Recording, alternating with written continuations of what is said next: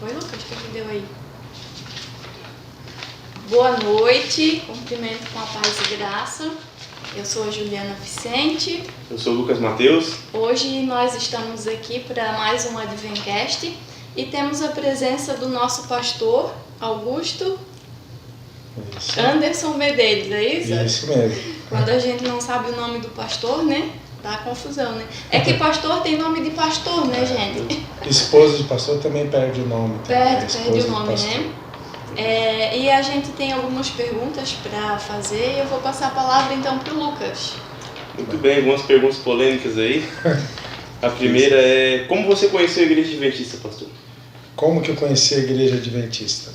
Pois bem, a minha irmã mais velha em Florianópolis tinha uma amiga de infância, que é inclusive esposa do jornalista e pastor Michel Borges. E aí eles começaram a estudar a Bíblia com ela.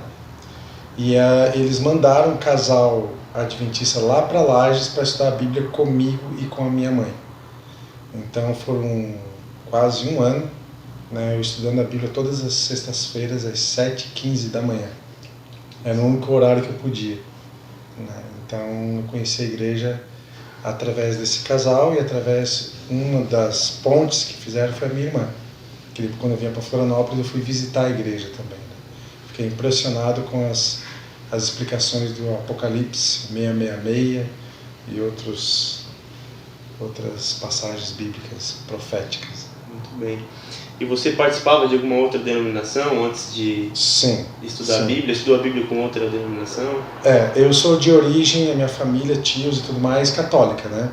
Então, alguns dizem assim: você conheceu a Deus quando você se tornou adventista? Eu falei: não, eu conheci a Deus quando eu fui católico. A Igreja Católica me ensinou que Deus existia, apresentou Jesus, a importância da oração, os valores e tudo mais. Então, eu tenho um respeito muito especial pela igreja. Inclusive visito algumas igrejas católicas, leio alguns livros de alguns padres e tenho meu total admiração e respeito, né? O fato é que a vereda do justo é como a luz da aurora, que vai brilhando mais e mais. Chegou um momento que aquela mensagem não estava, precisava de uma coisa mais consistente, né? Então aí Deus me encaminhou então para conhecer essa mensagem. E quando você chegou assim na igreja, qual doutrina mais chamou a atenção, assim, que ligou aquele sinal de alerta, assim, aqui, estou conhecendo a verdade? Qual doutrina foi? Você disse do 666, você disse da volta de Jesus, talvez? Assim, eu quando era adolescente tinha muito medo de morto, né? Morria de medo de morto, eu também, né? Então assim, a morte para mim era um mistério muito grande, né? E eu vivia numa confusão mental, porque eu tinha tios que eram espíritas e diziam que a pessoa quando ela morre passa por um processo, vai para o purgatório, outros diziam que para o inferno, né? Outros dias que para o céu. Então eram as múltiplas visões. Eu falei assim: afinal de contas, para onde a gente vai quando morre, né? Então quando o casal explicou, mostrou os textos bíblicos mostrando que a morte era considerada como um sono e que a Bíblia, né, mostra que não haverá uma reencarnação, mas uma ressurreição, e que Jesus vai voltar, e quando mostrou as fotos, como católico, a gente é muito apegado às fotos, né? E a Igreja Adventista ela não adora imagem, mas ela usa fotos ilustrativas. Então, o Jesus voltando nas nuvens do céu com os santos anjos foi algo que me impactou muito, muito. Daí depois, outros fatores como a igreja verdadeira, a oração, a diferença da oração para a reza. Apesar que não é errado nós rezarmos, né? Vocês sabem disso, porque salmo, quando você está lendo, é uma reza. Então, às vezes tu não sabe o que falar com Deus, lê os salmos. Os salmos, ele não é uma expressão, né, do salmista, do estado da alma dele, da vida para Deus. E quando você aceitou, Augusto Anderson Medeiros, aceitei a doutrina, teve alguma dificuldade depois disso? Tive. A minha insegurança maior, porque eu morava eu e minha mãe e minha irmã, eu sou de uma família muito simples, né? E pagava aluguel e aí sobre o sábado, né? Eu falei: como é que eu vou fazer para arrumar um trabalho no sábado e tal? E Deus providenciou um trabalho bom para mim. Foi a primeira vez que eu trabalhei numa empresa assim mais com menos trabalho físico, né? esforço braçal, que era office boy de um banco, de bancos, né? E eu trabalhei 6 meses, depois de 6 meses que eu estava batizado, o gerente ordenou que eu trabalhasse no sábado. Então passei uma prova muito grande, né? Porque se eu saísse da empresa, eu também como é que eu ia pagar as despesas, né? E aí o dono da rede Serdoc do estado, eu tinha orado e tudo, fui falar com o pastor, pedi para o pastor me liberar. Pode me liberar, né? E ele falou, como assim liberar, né? Esse sábado é um conceito, uma doutrina bíblica, né? Ele falou assim, Augusto, só confia em Deus e Deus vai abrir as portas. Naquela semana o dono veio de Blumenau, eu comentei para ele a minha crença na Bíblia, no sábado. Ele falou, não, tem outros funcionários que guardam sábado, não tem problema nenhum. Tu começa trabalhando 1h30 da tarde, durante a semana, aí você paga o sábado. Então a maior prova que eu encontrei no começo foi do sábado e da música, né? Como era antigamente, antes de ser da igreja, eu era DJ, então eu sempre gostei muito da música, das mixagens. Mixagens, então assim, sempre me atraiu muito isso, né?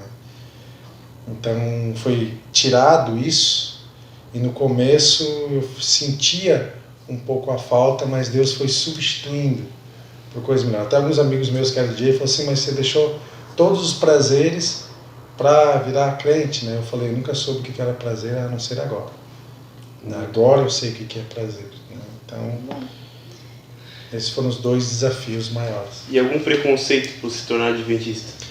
Sim, um fato que me magoou muito meu coração foi um dos meus tios, né?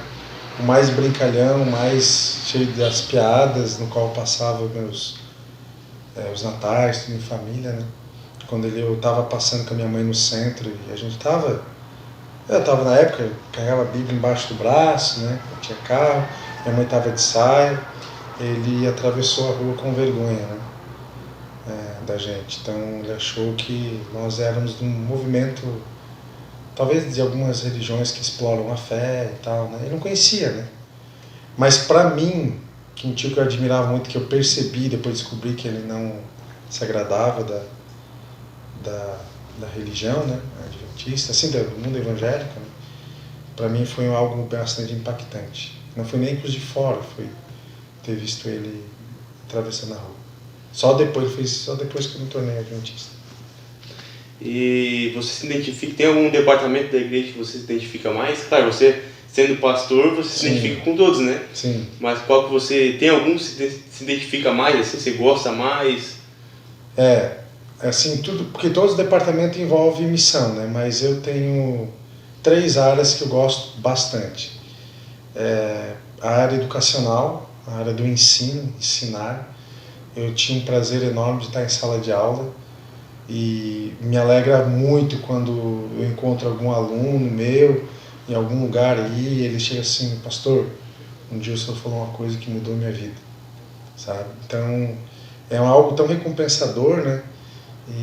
Então, educação, departamento de educação, ser pastor de educação, é algo que eu gosto bastante. Ser pastor de igreja também, que no seminário a gente cuidava de igreja, então é algo que me chama muita atenção.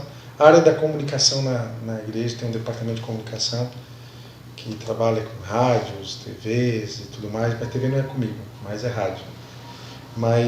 E a comportagem também, são essas áreas aí que eu tenho interesse maior. Quais foram os desafios que mais te marcaram até aqui? Os desafios como pastor? Na vida.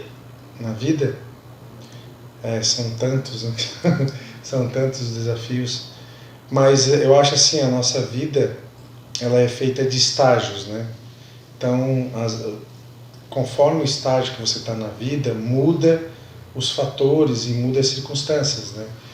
Como estudante de teologia, o meu maior desafio era o recurso financeiro, para poder pagar os estudos, né?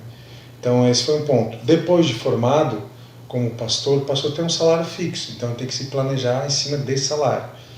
Então o desafio hoje maior que eu encontro, entre vários, né? Também não vou colocar como em primeiro lugar, tal, mas é a administração do tempo, né? você planeja o teu tempo e no percurso do teu tempo há muitas coisas que você não estava esperando que acontecem. Entendeu? Então, assim, saber selecionar. Né? Isso aqui é emergente, isso aqui é urgente, isso aqui é importante. Então, esse é um grande desafio para todo mundo, acredito. Né? Eu tenho uma pergunta. Sim. Algumas perguntas. Por que você escolheu ser pastor? Ser pastor você não escolhe, né? Segundo a concepção de Martinho Lutero, né? Martinho Lutero diz assim, faça tudo para não ser. Porque se Deus te chamou, você tem o livre-arbítrio de dizer não. Né? Deus chama alguns profetas mais do passado, Deus impunha mais, né? Jonas não quis, não vai, mas Deus sabia, era algo específico para Jonas, né? Mas nós conhecemos pela história da igreja que Ellen White Deus tinha escolhido outras pessoas rejeitaram também, né? Ellen White aceitou. Mas como pastor, eu acho que eu fui escolhido para esse departamento. Como, por exemplo, eu não acredito que só o pastor pode evangelizar. Tem gente que é chamado por Deus para ser um advogado. O médico recebe um chamado. O mecânico recebe um chamado também, né?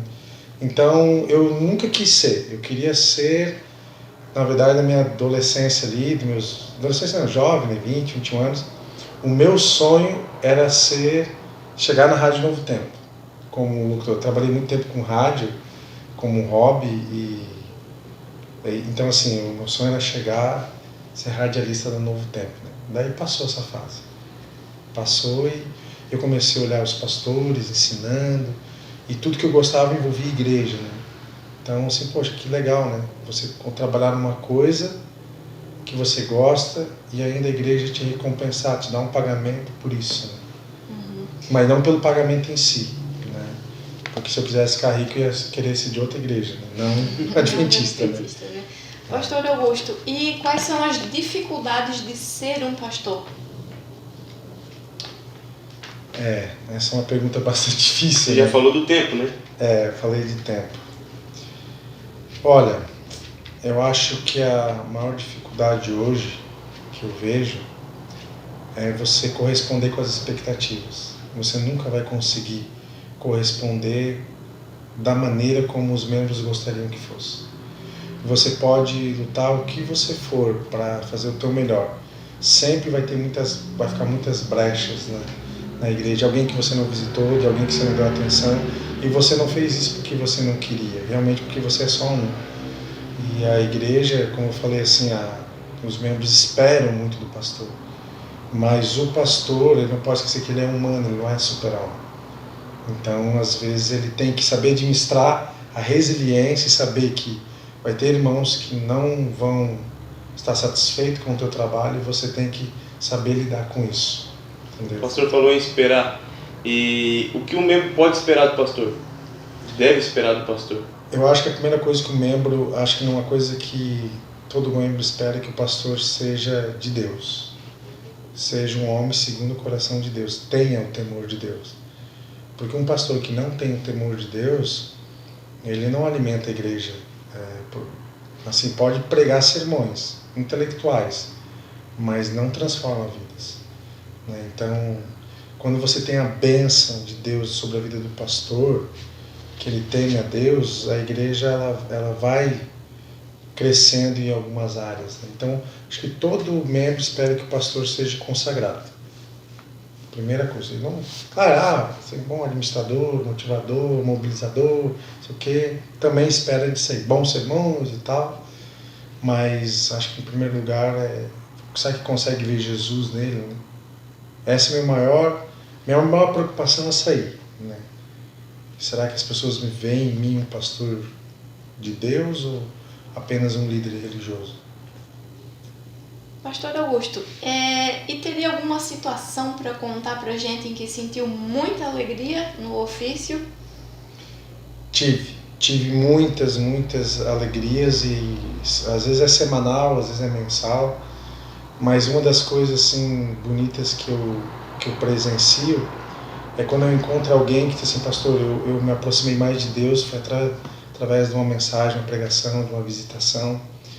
Eu recebi um abraço no final do ano de um casal que um ficou aqui no meu lado, lado esquerdo, né? E outro ficou no lado direito, devido não fiz nada de especial, na verdade, né? Só orei com eles e comi um x-salada com eles, um x-gaúcho lá, e tava lá, orando todo dia e tal, e foi uma família que foi restaurada, até hoje eles vivem muito bem, e a gente sente tão pequeno, a gente sabe que foi Deus que operou, né? Mas esse retorno, esse carinho, e às vezes na internet, nas redes sociais, alguns mandam umas mensagens em particular, falando, você é meu pastor, é meu pastor. Então a gente sabe das nossas limitações, da nossa pequenez, mas ver que alguém se voltou para Deus ou deseja mais ter Deus pelo teu ministério, isso é muito gratificante. E alguma tristeza? Já teve algum momento em que se sentiu triste com alguma situação? Sim. Meu primeiro ano de ministério eu tinha trabalhado muito mesmo, e minha chefe, hoje não são mais meus chefes, chegaram para mim e disseram que não foi o suficiente aquilo que eu fiz. E disseram que eu deveria florescer onde eu estava plantado. E para mim aquilo ali foi muito impactante, a ponto de eu chegar para minha esposa e falar que eu ia entregar minha credencial. Eu falei, não fui chamado para ser pastor. E Deus sabia que eu tinha dado o meu melhor naquele ano, né? E Deus ele usou outras pessoas, né, para me convencer o contrário. Aí nos outros anos seguintes, o meu ministério pastoral ele cresceu assim de uma maneira absurda. E aí a ponto que Deus mostrando assim, filho, é por mim, não é pelos outros, e não importa o que os outros dizem, o que importa é você ter a minha aprovação. Então um momento difícil para mim foi esse, você dá o teu melhor e a pessoa diz que não foi o suficiente. Então eu não culpo essas pessoas também, elas são pecadoras também.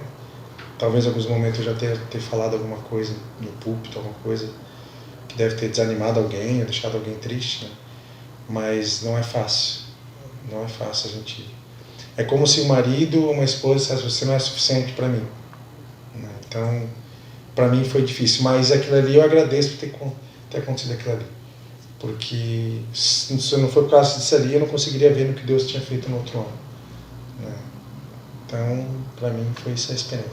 E lembrando que todo pastor em algum momento já pensou em entregar a credencial. Todo mundo. Falando sobre o cuidado dos membros, né, que eu tinha perguntado para você antes. Sim. Somente o pastor tem responsabilidade sobre os membros? Ou tem mais alguém na igreja que tem essa responsabilidade de cuidar, de visitar, de abraçar? Então, na verdade nós somos um corpo, né? E quem é o cabeça, a Bíblia fala, é Jesus. Então o nosso corpo, nossos sistemas, eles são interdependentes, eles dependem um do outro. Então não é responsabilidade só do pastor pregar, só do pastor ensinar, só do pastor visitar, só do pastor orar. É de todos. A partir do momento que uma igreja terceiriza o trabalho do pastor, ela deixou de ser igreja. A igreja só é igreja quando ela se entrega, se consagra, trabalha, é missional. Não fazendo isso, é melhor fechar a igreja. É responsabilidade de todos. Todos receberam uma missão, dentro da sua esfera, né? Então é aquilo lá, meu dom, meu ministério. Então, cada área que um trabalha tem que fazer daquela área o seu ministério missional. Então, a missão é de todos. Muito bem. Tem mais alguma pergunta, Ju? Não tenho mais nenhuma pergunta. A última que tem aqui é esse estilo assim, ó. Ser pastor é... Aí vai responder. Tá. Ser pastor é... Consagrado.